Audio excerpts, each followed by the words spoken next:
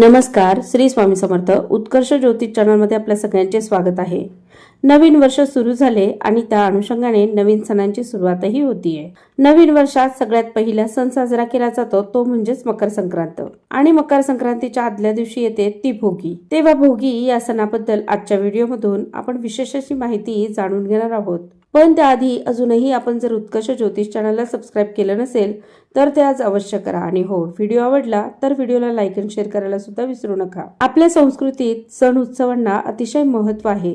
इतकंच नाही तर या सर्व सणांमुळेच आपल्या संस्कृतीचं जतनही केले जाते. हे सर्व सण उत्सव आनंद देणारे आणि आपल्या संस्कृतीची ओळख करून देणारे असेच आहेत. असाच एक आनंदाचा सण अर्थातच मकर संक्रांत.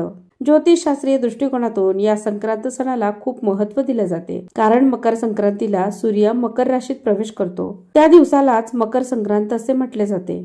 आणि या मकर संक्रांतीच्या दिवशी झाले गेले विसरून जाऊन नात्यांना नवी सुरुवात केली जाते. आनंदाने तिळगुळ घ्या आणि गोडगोड बोला असे म्हटले जाते. संक्रांत या सणाला पितृकर्मासाठी देखील विशेष महत्त्वाचे मानले जाते. अर्थातच पितरांसाठी सेवा या दिवशी अतिशय महत्त्वाची मानली जाते.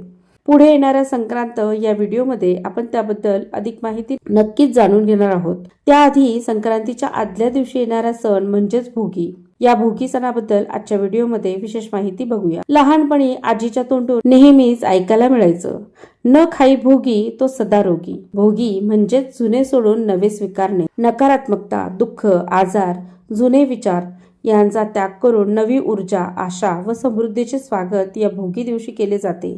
भोगी या शब्दाचा अर्थ म्हणजेच आनंद देणारा किंवा मग उपभोग घेणारा असाही आहे. तसेच भोगी या शब्दाचा दुसरा अर्थ म्हणजेच देवाला अर्पण केला जातो तो नैवेद्य, अर्थातच त्याला भोग असेही म्हटले जाते. त्याचप्रमाणे भोगीच्या दिवशी विशिष्ट पदार्थ तयार करून सवाष्ण जेवायलाही बोलवले जाते.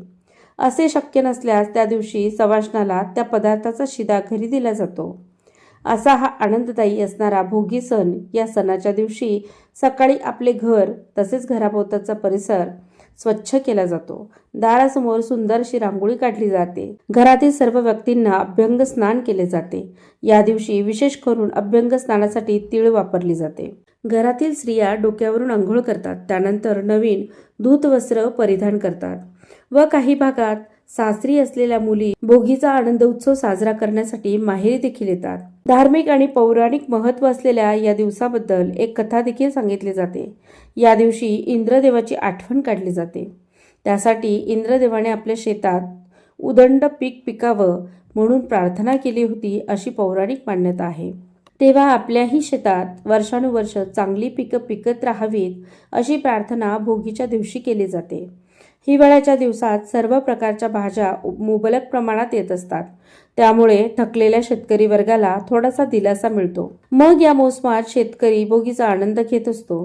भोगी या सणाला विशेष महत्त्व असल्याने मिश्र भाजी व तीळ मिश्रित बाजरीची भाकरी करण्याला आहे. भारत देश बहुभाषिक असल्याने प्रत्येक प्रांतात वेगवेगळ्या पद्धतीने सणोत्सव साजरे केले जातात. तरी देखील भोगी हा सण वेगवेगळ्या प्रांतात वेगवेगळ्या पद्धतीने वेगवेगळ्या नावांनी प्रसिद्ध आहे. तामिळनाडूत या सणाला पोंगल असे म्हटले जाते, तर तेच आसाममध्ये भोली बिहू असे म्हणतात आणि राजस्थानमध्ये उत्तरावण म्हणून हा सण साजरा केला जातो आणि पंजाबमध्ये लोहरी असेही म्हटले जाते. भोगी या सणाच्या दिवशी जी विशिष्ट प्रकारची भाजी केली जाते त्या भाजीत प्रामुख्याने हरभरा, पावटा, घेवडा, वांगे, गाजर, पातीचा कांदा, शेंगदाणा, वाटाणा, चाकवत, फ्लावर आदी भाज्यांचा वापर केला जातो.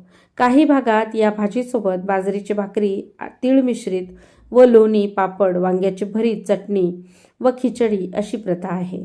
दरवर्षी भोगी हा सण 13 जानेवारी या दिवशी साजरा केला जातो. कधी कधी अपवादाने संक्रांत 15 तारखेला असल्यास 14 तारखेला भोगी हा सण साजरा केला जातो. तेव्हा कशी वाटली माहिती भोगी या सणाबद्दल? आशा करते आपल्याला व्हिडिओ आवडला असेलच. त्यासोबतच नवनवीन व्हिडिओ मधून धार्मिक आध्यात्मिक माहिती जाणून घेण्यासाठी उत्कर्ष ज्योतिष चॅनलला अवश्य सबस्क्राईब करा.